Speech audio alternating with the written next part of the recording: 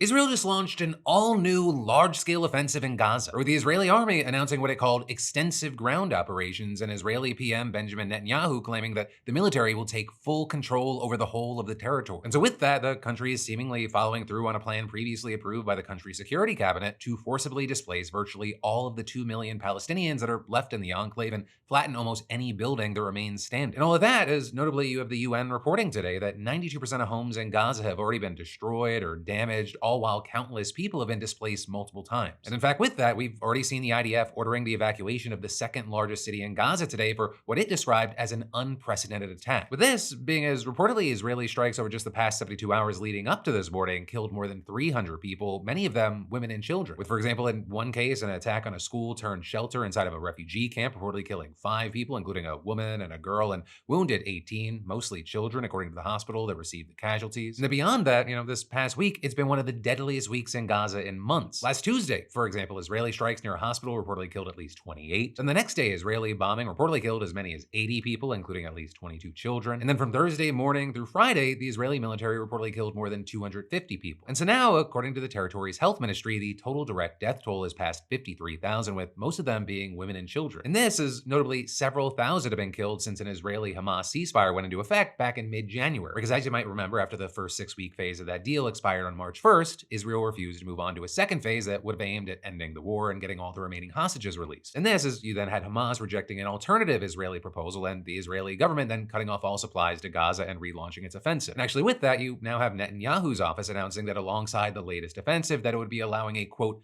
basic amount of food into the territory to ensure that a hunger crisis does not develop in the Gaza Strip. Though this notably, as aid groups and experts say, the people of Gaza are looking at hunger crisis in the rearview mirror. With widely believed it's way past that, and a UN panel saying just 1 week ago that the enclave's entire population of over 2.1 million people are facing a risk of famine, and saying that that famine has been made worse by Israel's 11-week blocking of aid. And to that point, since the aid blockade began on March 2nd, 57 children have reportedly died from malnutrition, according to Gaza's health ministry. And that, as the World Health Organization said, that number, it's likely an underestimate and is likely to increase. And saying that if the situation persists, nearly 71,000 children under the age of 5 are expected to be acutely malnourished over the next 11 months. And so that prospect of a basic amount of food getting in, it's not really reassuring anyone. Especially now that Israel's put forward a new plan to distribute humanitarian aid from a series of hubs run by private contractors and protected by Israeli troops. Because while the US has backed the plan, aid groups have notably refused to participate, with them saying that there's no evidence of Israel's justification for the plan, which is that Hamas steals a significant chunk of aid to fund its operations. And that is, they went on to describe it as dangerous and potentially unlawful because it could lead to the forced mass transfer of Palestinians. With the seeing, for example, UN aid chief Tom Fletcher describing it as a cynical sideshow and a deliberate distraction, and calling on the UN Security Council to act decisively to prevent genocide and to ensure respect for international humanitarian law. Which I will say, on that note, we've also recently had rights groups like Amnesty International repeating the accusation of genocide against Israel, and you have people like the UN rights chief saying that Israel's recent actions appear to be a push for a permanent demographic shift in Gaza that is in defiance of international law and is tantamount to ethnic cleansing. Also of note with that, on Sunday, you had Netanyahu suggesting that Israel would actually be open to striking a deal with Hamas that involved ending the fighting. But then at the same time, you had him laying out conditions that have been repeatedly rejected by Hamas, including the exile of its leaders and the disarmament of the Gaza Strip. Also, while we're seeing all this play out, you have the US still pushing for an updated ceasefire. Right, and what's currently on the table would reportedly involve the release of 10 of the 20 or so remaining living hostages in exchange for a 45 to 60-day ceasefire, with Israel then also releasing hundreds of Palestinians from its jails. But then also, notably, what would really set it apart from previous proposals is that it reportedly offers some type of US-backed guarantee to ensure that talks about a permanent end to the war actually take place. And with that, you had one source telling Axios, the new offer tries to give Hamas confidence that it's worth moving forward with a partial deal now because it could lead to the end of the war later on. With that, as far as the US role in all this, one of the things worth noting is that some people have been arguing that Trump is shaking up US-Israel relations in a way that no one really has in decades. Right? I mean, just last week, for example, he opted not to meet with Netanyahu on his trip to the region. He's also gone around Israel twice in the past month to make deals with militant groups opposed to Israel. With that, including Hamas last week, which released an Israeli-American hostage as a gesture of goodwill. And then earlier this month, he worked with the Houthis, which agreed to stop attacking American ships in the Red Sea, even as the group pledged to continue fighting Israel. With a notably, this week, Vice President J.D. Vance reportedly considering traveling to Israel Israel, but then deciding against it. And the reason there was allegedly that they didn't want to give the impression that the White House endorsed the Israeli government's decision to launch a massive operation at a time when the US is pushing for a deal. But with that said, there really has not been a sign that the White House has any interest in restraining Israel when it comes to its war on Gaza. But I mean, even as you had Trump voicing concern about the humanitarian situation in Gaza, you also had him saying that someone should just let the United States get involved and make it just a freedom zone. So it remains to be seen how all of this is going to play out, if the dynamic between the US and Israel is really shifting, and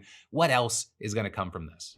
Hey, thanks for watching, and I hope you enjoyed this clip from the full Philip DeFranco show. And also, a big thanks to Squarespace for sponsoring our Clips channel. Turn your passion into profit over at squarespace.com/Phil, or use the QR code. Because whether you're launching a business or a lucrative side hustle, your website is your digital business card. It's the only space where you control the story, no algorithms or distractions. And with Squarespace, it's so easy because they got a ton of stunning professional templates with drag and drop editing that makes site design incredibly simple, no coding required. So get started for free at squarespace.com/Phil, or scan the QR code on screen and use code Phil for 10% off when ready to launch. Squarespace.com/Phil.